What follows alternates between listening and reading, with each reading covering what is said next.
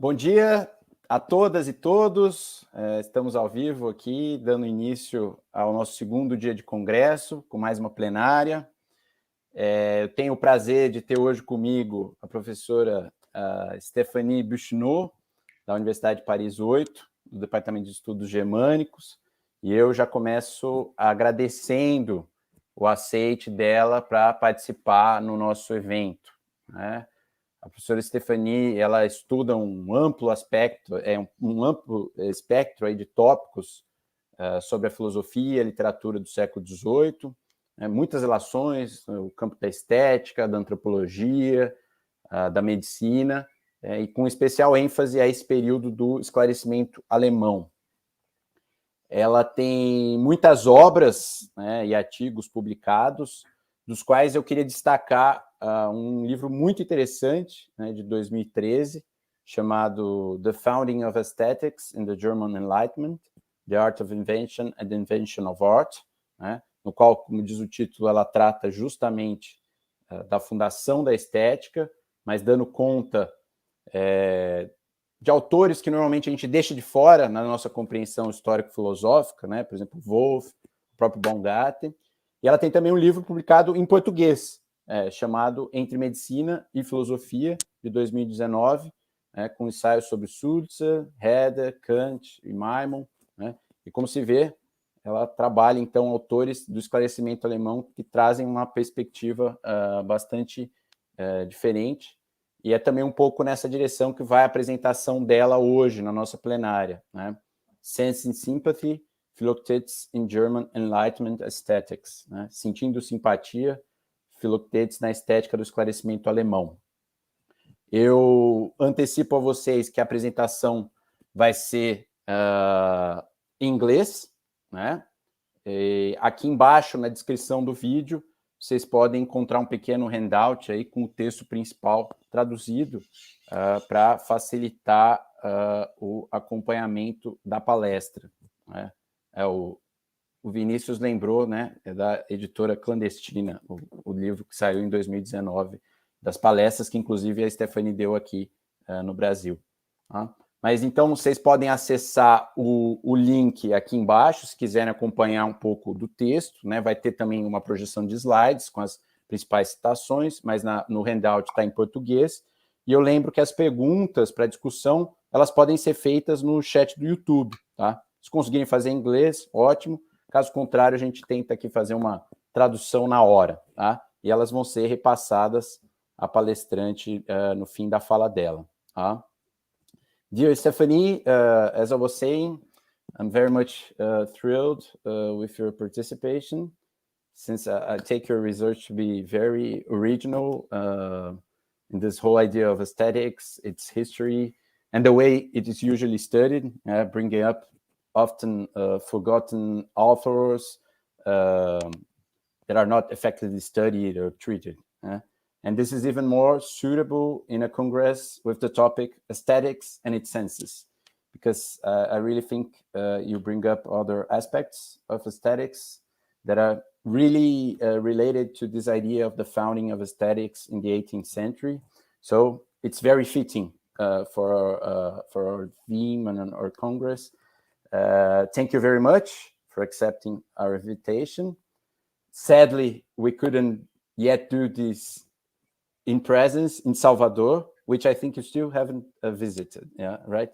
But I'm sure we'll have the chance to greet you here in Salvador in another occasion. And having said that, please, I give you the floor. Thank you, Pedro. I would first like to say something. Estou muito feliz de participar desse encontro.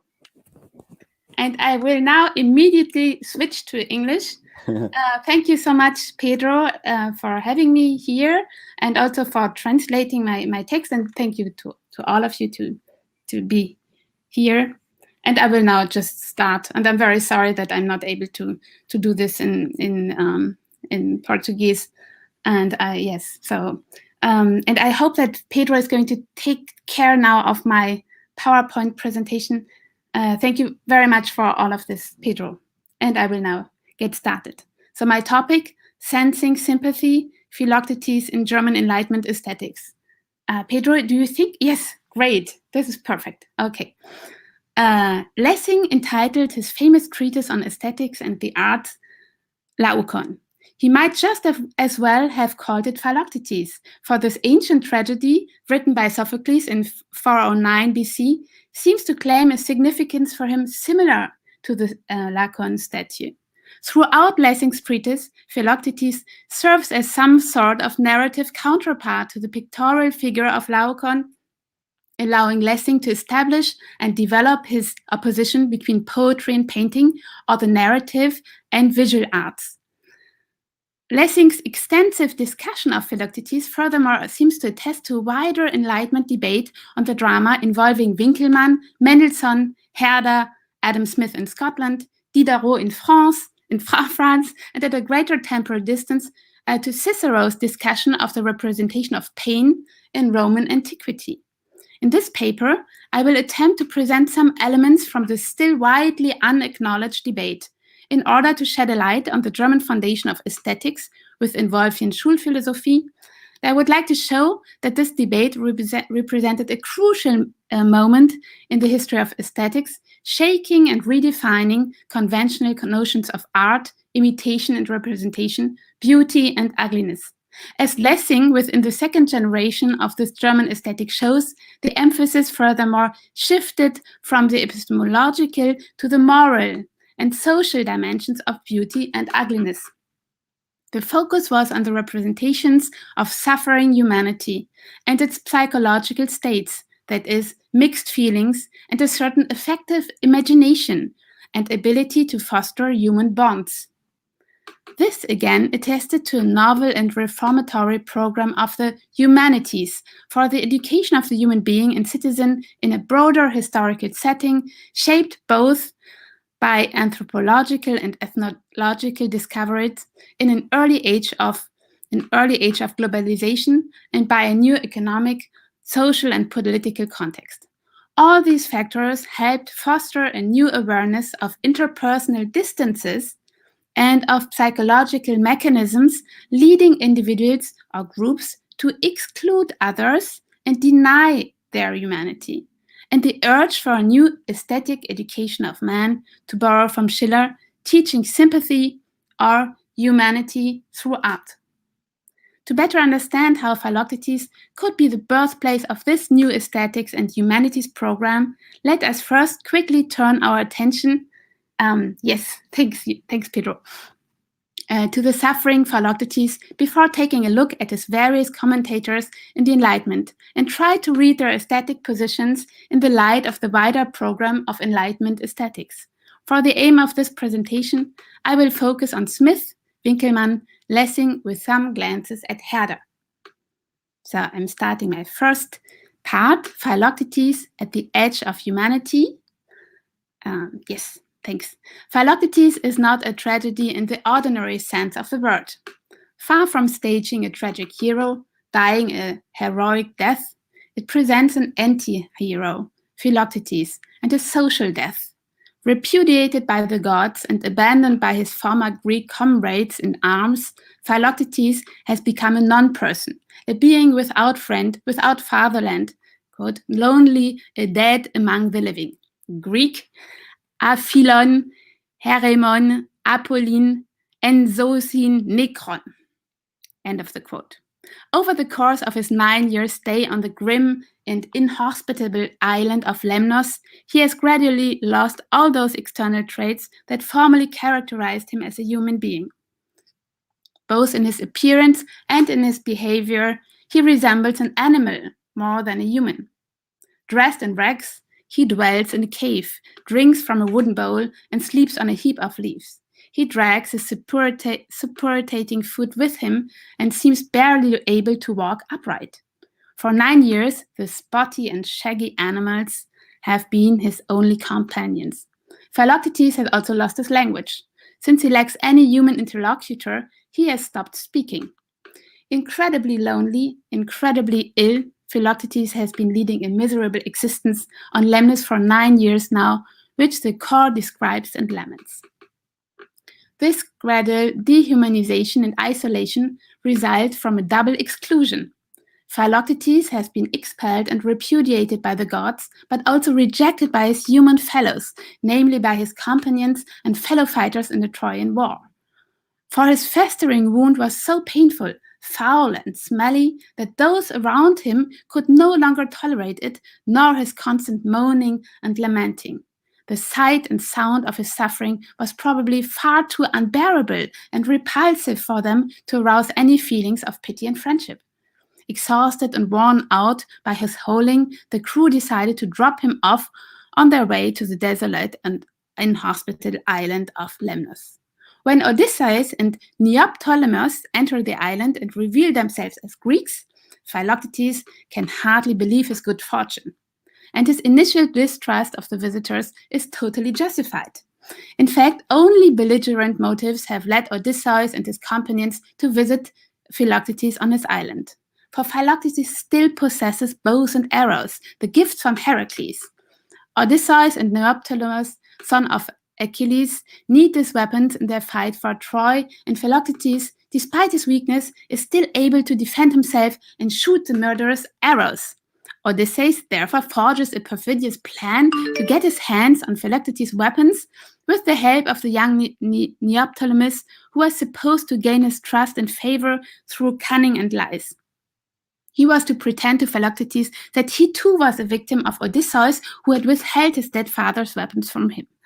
Although this idea displeases the upright Neoptolemus, he allows himself to be persuaded by Odysseus for the sake of Troy's salvation. The drama begins with his visit. Once in Lemnos, Neoptolemus manages to win Philoctetes' trust and make friends with him. But when Philoctetes, again overwhelmed by pain, tries to hide his suffering, Neoptolemus is seized by pity and by shame at his own attempts at manipulation.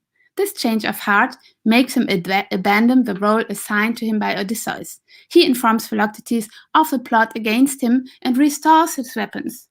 Neoptolemus, the young Greek, finds himself able to recognize Philoctetes, whose humanity has become unrecognizable, as his own kind, as human and Greek. So far for the first part, the Greek tragedy. I'm now coming to the Enlightenment. First to the Scottish Enlightenment. So this is my second, yes, here we are. Second part, Philoctetes' aesthetic failure, Adam Smith on propriety and pain. The Scottish philosopher Adam Smith devotes a short comment in his 1759 Theory of Moral Sentiments to Sophocles' Philoctetes. Its originality is best appreciated when it is compared with a famous earlier discussion of physical pain and interpretation of Sophocles' drama, dating from Roman antiquity. In Book 2 of the Tusculan Disputations, Cicero passes severe judgment on Philoctetes, supporting this judgment with both aesthetic and moral arguments. He declares Philoctetes' groans, ille clamor, to be incompatible with duties towards oneself and notions of virtue and dignity. The fulfillment of every duty, he says, requires not only an inner effort of the soul, but also the suppression of external expressions of pain. This is what one must pay particular attention to in pain, that nothing should be done in a contemptuous, fearful, cowardly, slavish, and womanish way. And above all, that cry of Philoctetes must be rejected. To sigh is sometimes, though seldom, permitted to a man, not to a woman, not even to a woman. The brave and wise man never sighs except to gather strength. So that's the end of the quote by Cicero, discussing pain in this book of the Tusculan Disputations. Because the wise man's virtue forms a whole and does not allow for any deficiencies, it is incompatible with an extremely violent expression of pain. And I again quote here from Cicero, quote, "But if you lose a single virtue, still if I say you should acknowledge that you were deficient in one, you would be stripped of all. Can you then call yourself a brave man or a great soul, endued with patience and steadiness above the front of fortune, or Philoctetes?" So that's the end of the quote. And these statements show that Cicero, at least in this discussion, cherishes a stoic ideal of self-control, autarky incompatible with the external expression of pain. Smith, for his part, condemns Philoctetes just as sharply as Cicero, but from the opposite perspective. In his eyes, Philoctetes' behavior is not incompatible with the moral duties towards himself, but rather with the social duties of propriety, which, in his view, must form the broader framework for the appropriation of the moral duties to himself. In Smith's eyes, Philoctetes here is in line with Euripides, Hippolytus, and Hercules from Sophocles' Trachinians. Because all these attempts to rouse pity in the spectators are unsuccessful and violate the rules of decorum or propriety, they are aesthetic failures. So Smith writes, I don't know if I put this quote, he writes, these attempts to excite compassion by the representation of bodily pain may be regarded as among the greatest breaches of decorum of which the Greek theater has set the example. End of the quote. Smith nuances his critical judgment by adding that it is not his pain, but other circumstances, in Philoctetes' case, his loneliness, that affect the spectator and diffuse, quote, over that charming tragedy, that romantic wildness that is so agreeable to the imagination. End of the quote. His analysis of the psychological mechanism of empathy or sympathy provides a deeper moral and aesthetic justification for this combination of Philoctetes. It takes its starting point from an ethical and aesthetic reflection on virtue, which Smith defines as propriety, the decency or appropriateness of our actions. Propriety is a measure for judging the actions of others as well as our own actions. It must be our moral norm if our behavior is to meet with public praise. In Smith's view, we never seek meek pleasure, but rather recognition and love. Empirical evidence, however, shows that there are limits to the human capacity to put oneself in the shoes of one's fellows. In the shoes of one's fellow human or even one's former self, and imagine his or her condition. It therefore requires effort on both sides to bridge the gap and create empathic or sympathetic bonds. If Smith here adopts Cicero's old distinction between amiable and respectable virtues, it is because he recognizes that empathy requires two movements. On the one hand, an effort on the part of the non-affected spectator, and on the other, an effort on the part of the afflicted person. The non-affected spectator must show willingness to lean down to the afflicted person and put himself or herself, at least to some degree, in the sufferer's place, even though he or she will never experience the same suffering to the same extent. But such a concordance of feelings is what the afflicted person most ardently desires. For this reason, the afflicted person must in turn make the effort to reduce the expression of his or her suffering, to save face, and to straighten up toward his or her counterpart. In the case of physical pain, however, it is hard to claim such sympathy from one's fellow human being, because pain does not appeal to the imagination. Using several examples from passions originating in the disposition of the body, Smith argues that there is little sympathy for strong physical temptations, hunger, sex drive, and physical pain. This makes it all the more urgent for the sake of propriety and to rouse sympathy to contain the expression of one's own pain. The respectable virtues, that is, perseverance and dignity, are based precisely on the awareness of these limits to the human imagination. It is in this context that Smith introduces the aesthetics of tragedy. We feel such deep pity for this misery that, quote, we weep even at the faint representations of a tragedy, end of quote.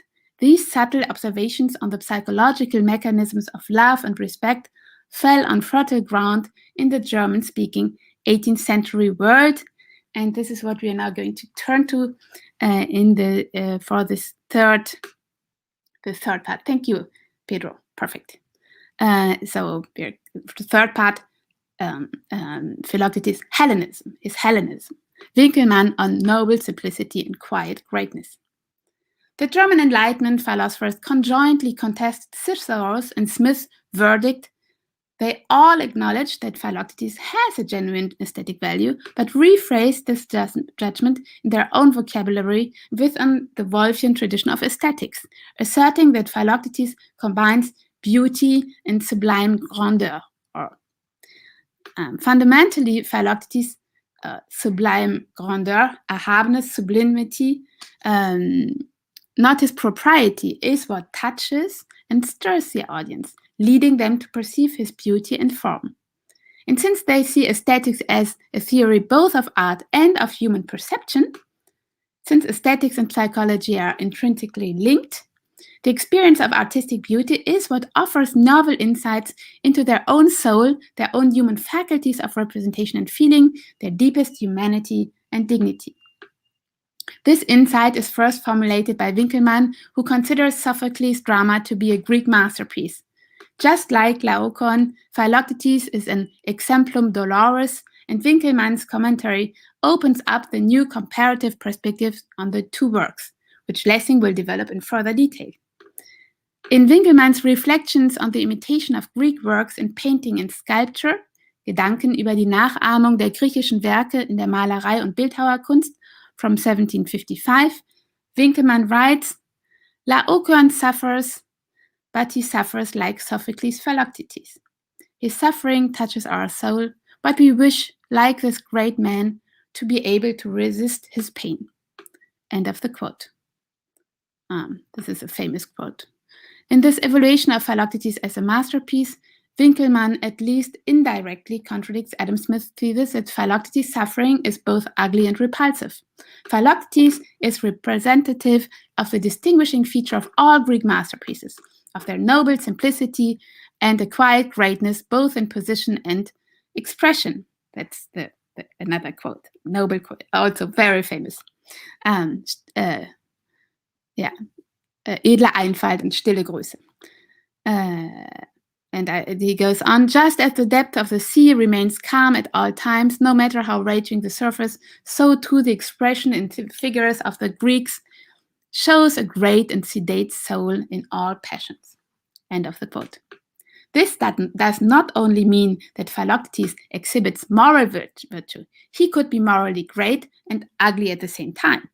If his suffering reaches our souls and we feel the desire to imitate him, it is because Philoctetes remains so beautiful, because he keeps up a beautiful appearance even in the state of the greatest agony. For Winckelmann, this beauty is due to the fact that Philoctetes is Greek. Our suffering would be repulsive, just as our diseases, the pox and signs of skin aging, small wrinkles separated from the flesh, lean tension, and the cavities that have collapsed, quote, are repulsive, but not his suffering. Because Philoctetes, the Greek, cannot be anything but beautiful. We have to worry about our appearance and propriety, but not Philoctetes, for he is all nature and beautiful, amiable in his nature.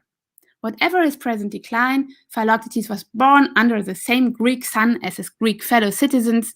It can be assumed that he was exposed to the same influence of a gentle and pure sky, quote, that he enjoyed the same unconstrained mental and physical education and political freedom. And it is probably for all these reasons that Philoctetes does not deviate from humanity when suffering pain. He preserves his Greek beauty. At first glance, this thesis seems to simply testify to a bizarre Philhellenism. It is well known that Winckelmann, without ever having set foot on Greek soil, was a great admirer of Greek art, whose history he traces in his History of the Art of Antiquity. Thank you, Pedro. Geschichte der Kunst des Altertums from 1764. You see the cover of the first part. First glance, bizarre.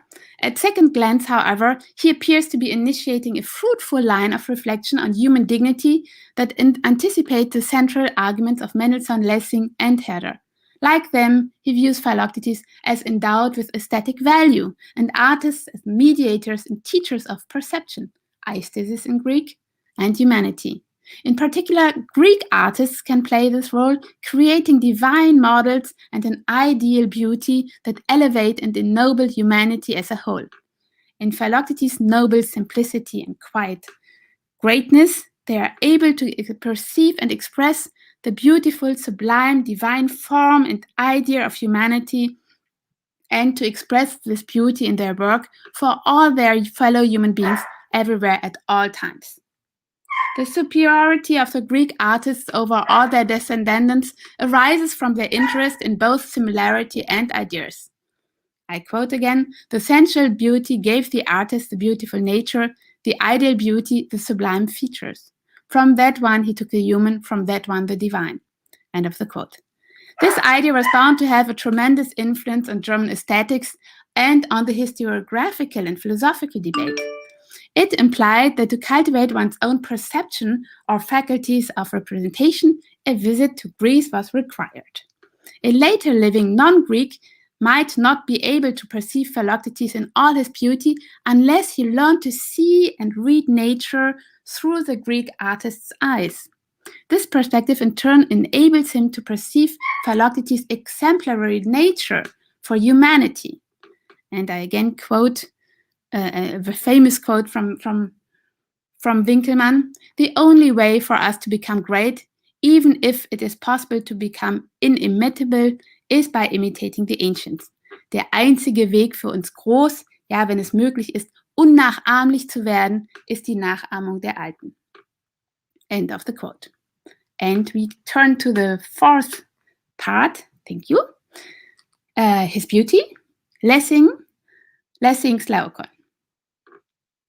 The long passages devoted to Philoctetes in the Laocoon from 1766 attest to the major significance of this figure as a counterpart to Laocoon, to Lessing's deep engagement with Sophocles' drama, and with the positions of all his commentators, even Cicero. And yet, Lessing finds, I quote, little pleasure in Cicero's discussion of it, least of all in the philosophy Cicero fishes out in the second book of the Tusculan Disputations on the endurance of physical pain. Cicero's philosophy, in Lessing's eyes, seems to aim more at dressing a gladiator than at educating a human being. In other words, Cicero himself does not realize that he has set up an educational program in the humanities. This lack of awareness also characterizes Cicero's interpretation of the Philoctetes. So this is the quote that I'm presenting. That was fine actually. In the case of Sophocles, he hears the Philoctetes only lamenting and shouting and completely overlooks his usual fortitude. That's about Cicero. In contrast, Lessing, like his contemporaries, views Philoctetes' humanity as a necessary union of fortitude and human feeling or a capacity for suffering. Lessing's focus here is on a human identification, on pity more than on admiration. This is the topic of his discussion with Mendelssohn that I'm going to skip today. It is on the beauty of men, not the sublime grandeur of gods. For too great sublimity excludes the fostering of human bonds. When we love a person, states Lessing, we share in his pleasures and displeasures, we are happy and unhappy with him. Such love in turn presupposes the possibility of reciprocity, equality, and confusion, Verwechslung, as Lessing puts it. In Lessing's eyes, one must assume that the divine pedagogue and educator of mankind has established such a relationship between humans that different groups, religions, or generations can meet on an equal level. For, as Tellheim later summed it up in Minna von Barnhelm, equality is always the firm bond of love. These ideas in the center of Lessing's thought on tragedy from the mid-50s remain present in Laocoon. They provide the further philosophical and aesthetic background against which Lessing can use and reverse Smith's argument. Lessing shares Smith's view of both the interpersonal mechanisms of love or sympathy and the barriers that the individual's imagination places on such love. He also approves of Smith's view that physical pain is not in itself a theatrical object, since it cannot be an object of recollection and imagination. It is possible, however, to arouse compassion or pity by representing the suffering person in a wider narrative context. Lessing elaborates on the aesthetic implications of these ideas by juxtaposing Laocoon and Philoctetes, just like Winckelmann. To arouse pity, it is necessary to establish reciprocity and to maintain a certain dignity. This is true both in the visual arts, painting, sculpture, and the narrative arts, poetry, theater. Both Laocoon and Philoctetes need to restrain their pain. Laocoon must not open his mouth too wide, Philoctetes must not moan and scream in such a way as to break the rules of delicacy and propriety. But what matters is the overall effect and image. As Lessing rightly points out, Philoctetes only begins to cry out when he finds hope of overcoming his loneliness and returning to the company of men. I'm here quoting a passage that I think is not on the PowerPoint presentation. As regards the overall effect, Lessing says, notice the individual scenes in which Philoctetes is no longer the abandoned sick man, when he finds hope that he will soon leave the bleak wasteland and return to his homeland, when his whole misfortune is limited to the painful wound. Then he weeps, he screams, he has the most horrible convulsions. End of the quote. From this perspective, Lessing comes back to the key scene in which Philoctetes, unable to speak, is overwhelmed by the terrible, unspeakable pain in his foot, which he tries to hide from Neoptolemus. So this is now Lessing. In this scene, Philoctetes expresses his pain without restraint. Ah, ah, ah, ah, and begs Neoptolemus to end his suffering with a sword stroke in his foot. At this point, Lessing refers directly to Smith. And he writes, this is actually the objection of offended propriety. It is an Englishman who makes this objection, a man, therefore, in whom one must not easily suspect a false delicacy. He actually talks about an Englishman, although Smith is Scottish. But anyway, he refers to Smith. And Lessing now elaborates his argument in some detail, based on the psychological mechanism described above. Since, he writes, all sentiments and passions with which others can sympathize only very little become offensive if too violently expressed, nothing, he writes, is more indecent and more unworthy of a man than when he cannot bear pain, even the most violent with patient, but cries and screams.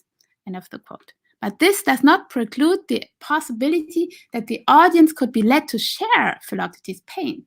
As a matter of fact, it is precisely in this empathy with the humanity of Philoctetes' character, which combines receptivity and strength, that aesthetic pleasure lies.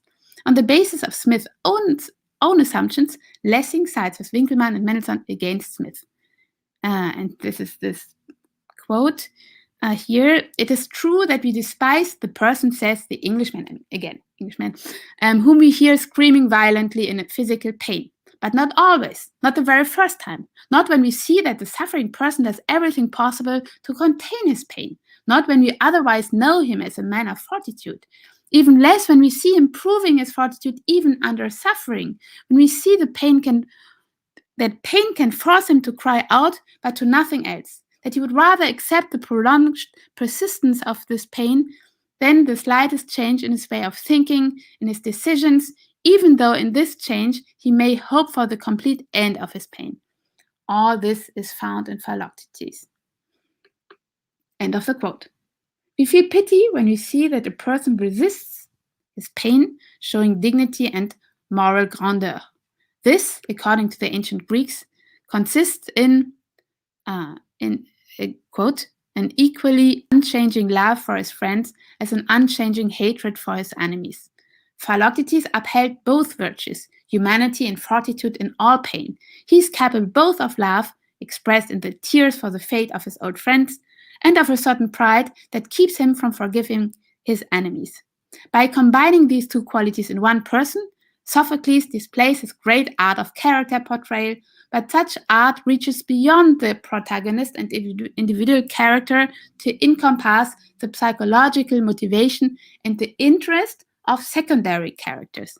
It would be implausible or unnatural for them to display great emotion, but to show indifference and be so cold and embarrassed as one habitually is in such cases, of the quote, would not serve dramatic purposes, nor provoke pity either. In Sophocles' tragedy, however, the spectator's attention is divided between several characters and their development, including Neoptolemus and the car. Both, according to Lessing, are guilty of treachery and realize that this is bound to plunge Philoctetes into the greatest despair. The fact that Sophocles programs in a scene in which Philoctetes becomes incapable of pretense before their eyes and gives in to his pain may not arouse any noticeable sympathetic feeling in them. But this openness causes the noble Neoptolemus to reflect, to develop comprehension for such intense misery, to abandon his deceitful plans, and to confess the truth to Philoctetes. And here comes an important quote by Lessing. Philoctetes, master of his pain, would not have shattered Neoptolemus' illusion. Philoctetes, whose pain makes him incapable of all pretense, Philoctetes, who is all nature, also brings Neoptolemus back to his nature. This conversion is excellent, and is all the more touching because it is effected by mere humanity. End of the quote. Tragedy affords an insight into one's own humanity. This is both elevating and a return to nature. Lessing adopts Winckelmann's idea of the humanity of the Greeks and the juxtaposition of Laocoon and Philoctetes. This serves as a basis for the definition of art as such, as well as for the distinction between the genre and the notions of action, figure, and beauty. Action is the principle that confers its unity on the temporal sequence of events in poetry, while figure, or body, is the spatial principle of composition in painting and the visual arts. Although the visual and narrative arts differ in their objects, action and figure, and in their mode, hyle in Greek, of imitation, imposing different limits and specific rules, they have the same objective, beauty. Thus, they are complementary arts. Only by their joint action can they achieve their purpose and represent their object in its beauty in a sensual way. Even in painting and sculpture, however, this requires a certain moderation in the expression of feelings and a contextualization. Laocoon preserves his beauty because he does not open his mouth too wide and because, surrounded by his sons, he is placed in a narrative context. And even Sophocles' drama contains a pictorial moment within a wider narrative context, action and play of the characters, because it presents Philoctetes suffering in one particular scene directly and without disguise. I now turn to 5, Philoctetes' humanity, his humanity, Herder on empathy, aesthetics, and anthropology. So just some words on Herder in this final part. Herder showed a deep and early interest in Sophocles' Philoctetes. He discussed Lessing's, Smith's, and Winckelmann's commentaries in detail in the 1769 First Critical Forest, and shortly thereafter opened his treatise on the origin of language with a reference to Philoctetes. In 1774, he also wrote an elegy entitled Philoctetes, Scenes with Singing, Szenen mit Gesang, the Singspiel. He also refers to Philoctetes in his 1778 Plastik, another important essay on aesthetics. Manifestly, the study of Philoctetes and its commentators shaped both his anthropology and his aesthetics, or rather led him to explore the link between aesthetics and sensibility and expand aesthetics into a broader educational, anthropological, and moral program of forming Humanität. Herder, first of all, shares his contemporaries' view on the displeasure caused by the expression of physical pain. Philoctetes' cry of pain does not offer the viewer any aesthetic pleasure whatsoever. It is not in the least pleasurable, agreeable, but painful, peinlich in the older sense of the German term, because it inevitably reminds the audience of their own animality and mortality. But Herder points out that nature has created us as beings who spontaneously express their pain and to hear the pain of other beings. like Philoctetes, who, contrary to Lessing's assertion, cries out even before he finds himself in human company again. As Herder explains, Philoctetes' first and lonely cry of pain, uttered after the audience has discovered Philoctetes' inhospitable dwelling in the first scene, seems to have escaped Lessing's notice. This observation is not directly formulated in the first critical forest, but it is a starting point for Herder's new anthropology in his treatise on the origin of language from 1774. This begins with a reference to Philoctetes crying out in his solitude. I quote, "Even as an animal, the human being has language. All the violent and the most violent among the violent, the painful sensations of his body, all the strong passions of his soul express themselves directly in cries, in tones, in wild, inarticulate sounds. A suffering animal, as well as the hero Philoctetes, when it is attacked by pain, will whimper, will groan. Philoctetes cries out, even without hope that his cry will be heard by his fellowmen. He cries out simply because nature did not create him as a separate rock, because nature, tying mutual sympathetic bonds and endowing humans with the capacity for expression and language, has ensured that they can express themselves, hear each other. This is why Philoctetes' pain shakes my nervous system, as Herder puts it. Whether the shrugging, moaning man is Philoctetes is not my concern. He is an animal like me. He's a man. Human pain shakes my nervous system as when I see a dying animal, a gasping dead man, a martyred being who feels like me. Despite this original bond of sympathy, we only become human in the more noble and moral sense of the term when we recognize our link and similarity with a suffering person, when we are willing to bend down to her and recognize in her our own animality, neediness, and mortality, when we are willing to regard her strangeness as sublime and to draw energy and strength from it.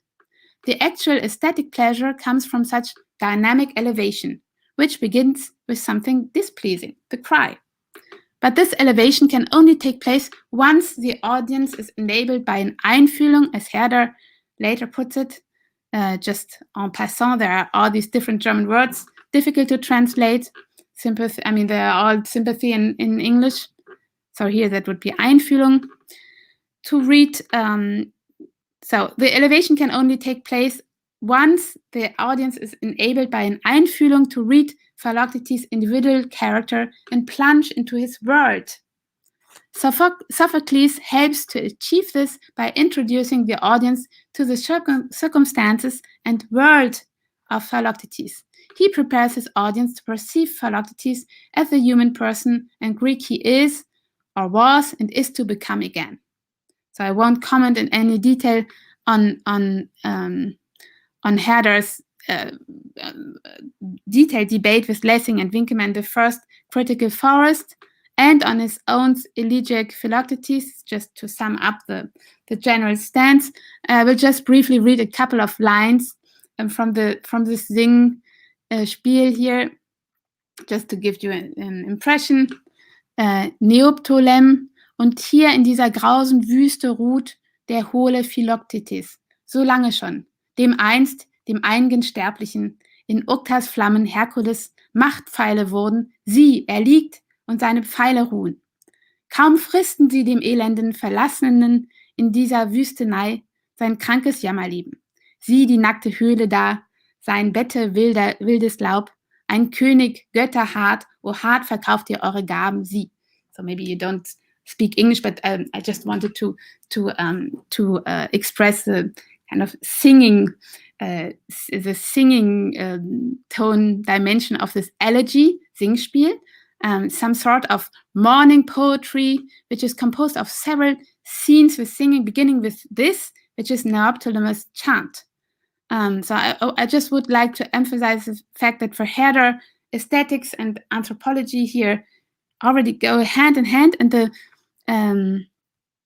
that the first critical forest and this reflection on Philoctetes is at the same time the birthplace his aesthetics and of his cultural anthropology. And that's what makes the first critical forest also so interesting, because you see that there's also some anthropology here and the core of what is going to be his anthropology. And what is striking too is that against Winkelmann, the Greeks have no special position here. Not only the Homeric heroes, but also the Trojans, the Nordic people, the Eskimos have the same human feeling, even though they do not all show it in their tears, as Herder puts it. For Herder, the aesthetic education of humanity is already here a traversing of times and spaces, a history of humanity in its stages as a condition of its own humanization. So I come to make a brief conclusion. The importance that German aesthetics ascribes to Philoctetes refutes the common view that their aesthetics remain abstract and does not deal with the works themselves. On the contrary, the study of Philoctetes, together with Laocoon, can be regarded as the or a very birthplace of this aesthetics. From the variety of interpretations of this tragedy, a variety of aesthetic approaches emerge and will evolve further in the following years. But what I've been trying to show is that on a deeper level, these aesthetics also correspond to a particular program of the humanities, whose aim is to educate humans and their humanity through art.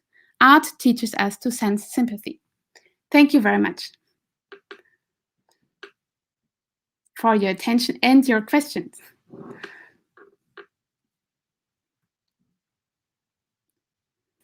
Thank you very much, Stefanie. It was a very enlightening presentation. Can you hear me? Yes, yes. Oh, okay. I'm inviting your public to write their questions. Yeah, it's always a little difficult to write on the, but as I wait for you to give us some questions, I have myself some questions, Stefanie, because I found it really interesting, especially this end also with Herder.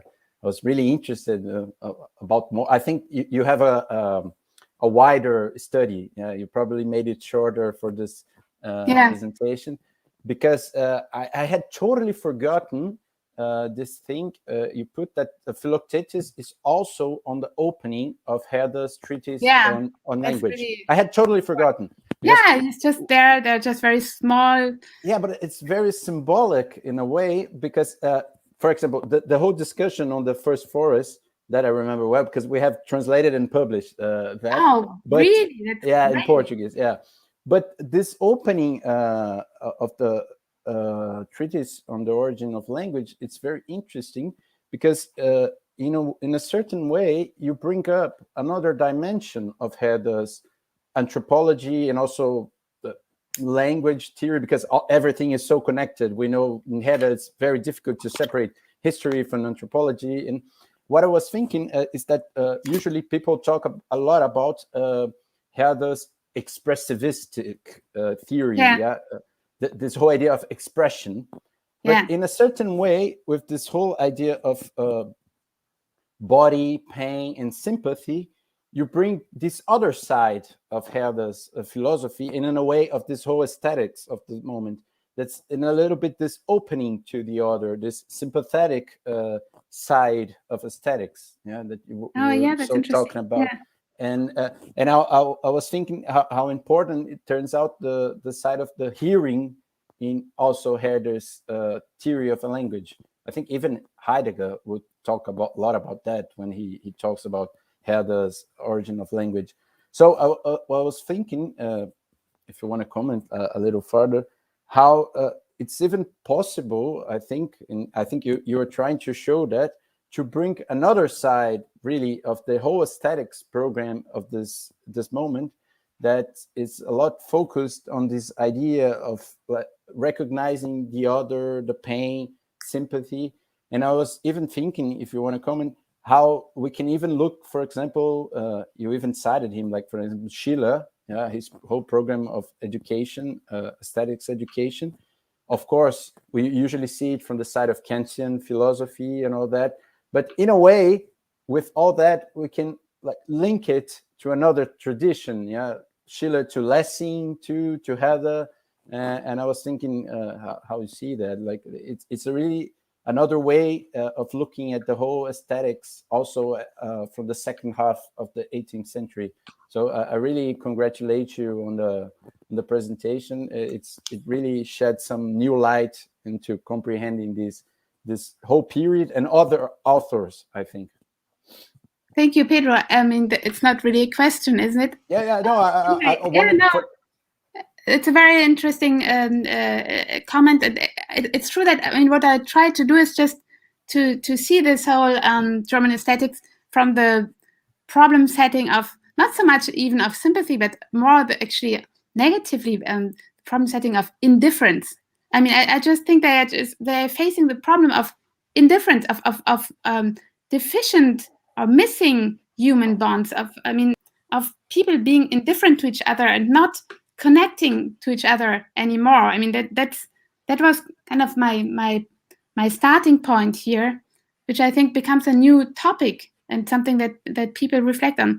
And it's interesting what you're saying, that this is different from the general storyline on expression. I mean, I know the work by Charles Taylor on Herder's expressionism. I really like that, but it's true that this is a different angle in a way, and I think it's an angle which also maybe allows to expand the view from the German to the European Enlightenment and beyond. I mean, I was presenting my contribution as being on the German Enlightenment, but actually it's also on Adam Smith, the Scottish Enlightenment. That's also Diderot, actually, that I haven't brought in, but I think it's really possible to see this as a European debate on indifference.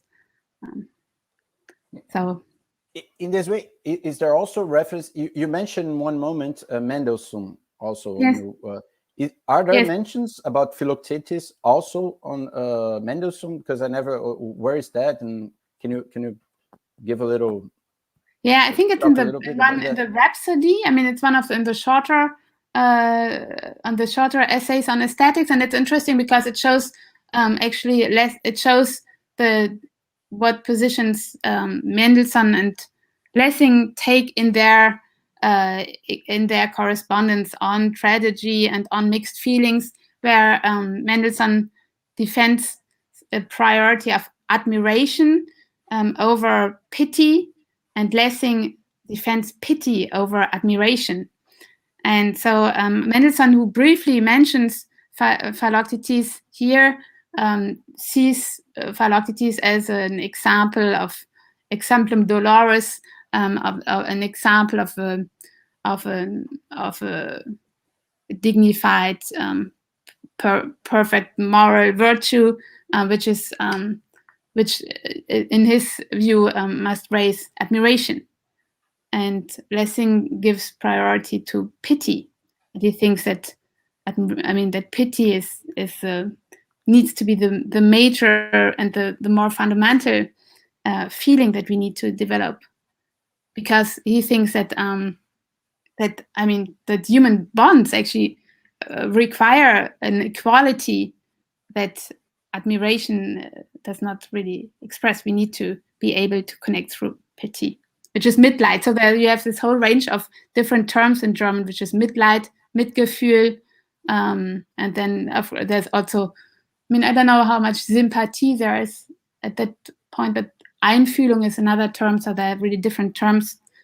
And what then Smith called sympathy does not really correspond to what we today call sympathy. It's more empathy, I guess. I mean, today's empathy. Yeah, they have a whole range of words. Really, yeah. We have here a question from Gianna. We have a lot of great lecture, people telling that they really appreciated it. But Gianna here has a question that I'll put it here to you. When you mention a current vision, it's on the end of your presentation. That's a really interesting thing you said. Like a provocation. I thought it also really interesting. Yeah? When you mention a current vision about an abstract German aesthetics that does not deal with their own artistic production, is it because of Kant? Do you think he fits this description? Yeah, that's a difficult and interesting question. I mean, I think, I would rather, of course, this is what people always reproach. I mean, they always object to Kant that he's too abstract, and then in the third critique itself, he does not really discuss many artworks at all. But then actually, which is not so true if you look then, for example, at his anthropology, which is such an interesting work on aesthetics too. But I also think that Kant does participate actually in this debate, although that's very. I'm very. I have to think and at the same time speak on YouTube, but I think he does really. He does participate in the same. In this, at least now I have my answer. At least he participates in the same debate on the program of humanities. If you look at this very central paragraph in the third critique, where he between the two parts, you have this very central paragraph on the humanities as a program, and you can actually read the whole first part of the third critique as developing a program of humanities, which is a different one, and he does not mention Philoctetes, and he does not. Yeah, it's interesting how the debate here kind of he narrows down the debate, because it is not anymore about these bonds, but rather duties about again duties towards oneself and duties towards others, which are kind of more comprised within one's duties towards oneself and one's own dignity, I guess. And then this, I don't know, we would have to look at this third critique, I think, more in detail, but it's a very interesting question, and I think that this would even deserve a separate talk. It's a very good question, but maybe you would like to say something about this, Gianna, yourself. Or Pedro. No. Yeah, I think it's a common, like a common accusation. And I thought it was really interesting that you brought it at the end, like saying, look, there is discussion about particular works, and you can see you can say that the whole aesthetics comes from this discussion, really particular, really concrete. So yeah. I think it was really interesting. I think Gianna, in a way, got this provocation from the end of your presentation. Yeah. It's really interesting, I think. Yeah. We have here another question from Vinicius. He also says bonjour. Vinicius here. Great. He writes in French his question. La pitié naturelle de Rousseau. Oui. Et en français. Donc la pitié naturelle comme une passion fondamentale. There's a second part. I can also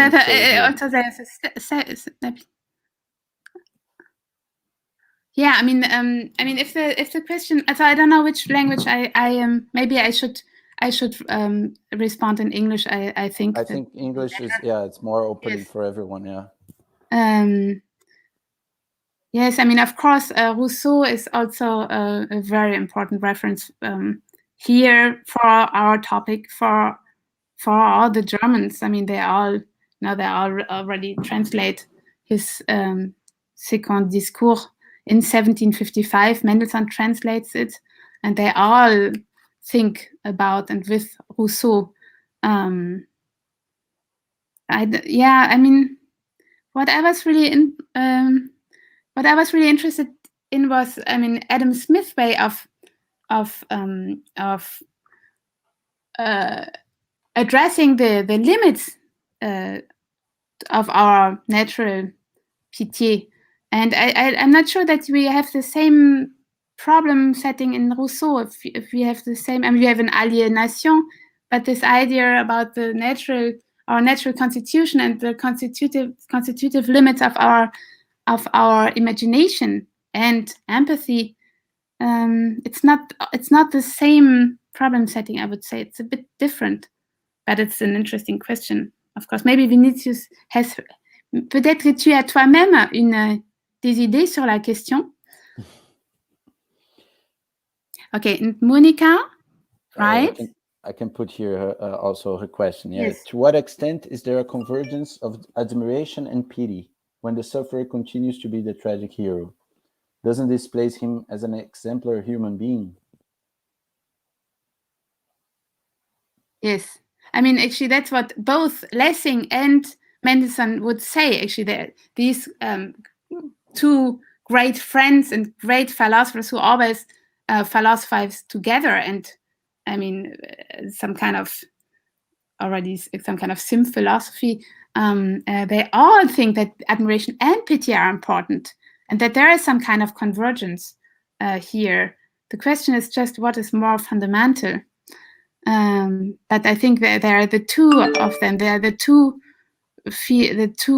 feelings that need to be there. I mean, it's already the same already in Adam Smith, that there needs to be two movements, one raising above and one of, bending or going down. So the answer would be yes, convergence.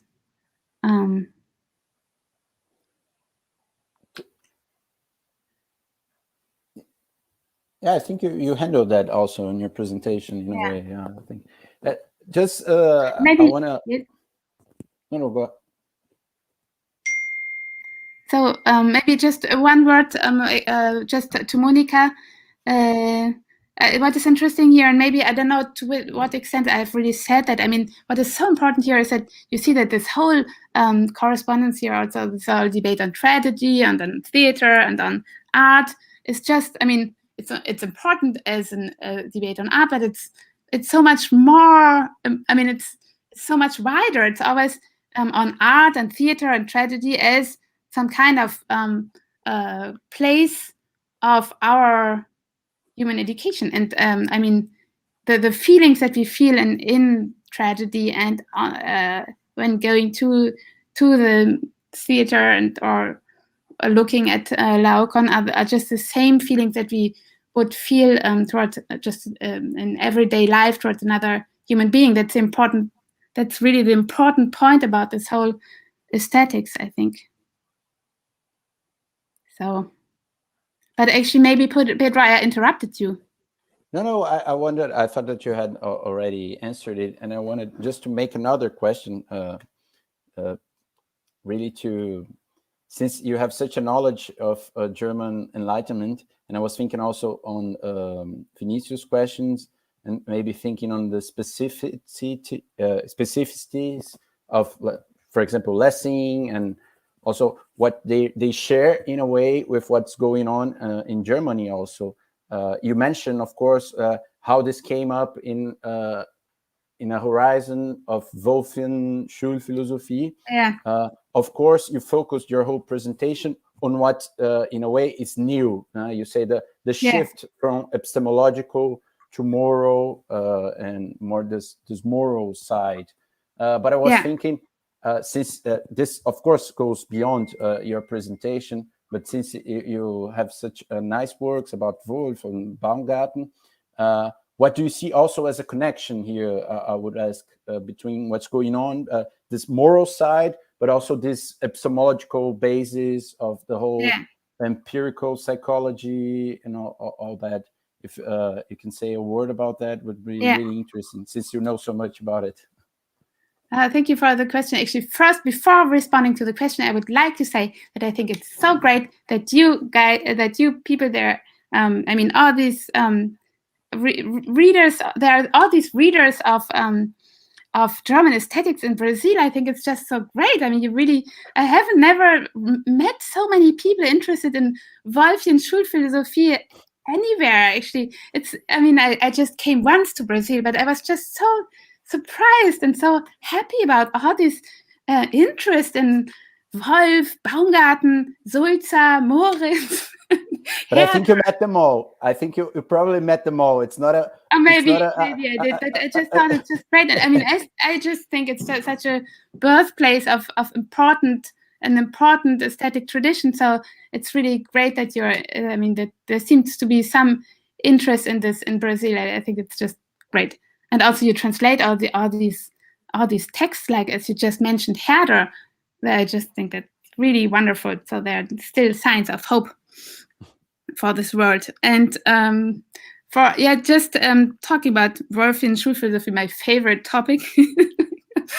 I mean, already involved in Baumgarten, and you already have, of course, this topic of vivid cognition, and it's always sensible and vivid. I mean, already in Baumgarten, if you look at his inaugural conference, what is it, 7040? He always mentions sensitive cognition with and sinnlich und lebhaft, so sensitive and vivid. So they both go together. So you already have this rhetorical dimension, and in this very first aesthetics. I mean, and even in Wolf, you already have the topic of vivid cognitions. By the way, it's some kind of pietist, topic too. Vivid faith, vivid cognition. So yeah, so there are some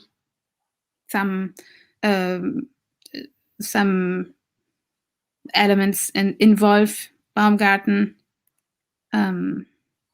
which these authors I've been talking about all take up. They are all readers of Baumgarten. Winkelmann is a student of Baumgarten too, by the way.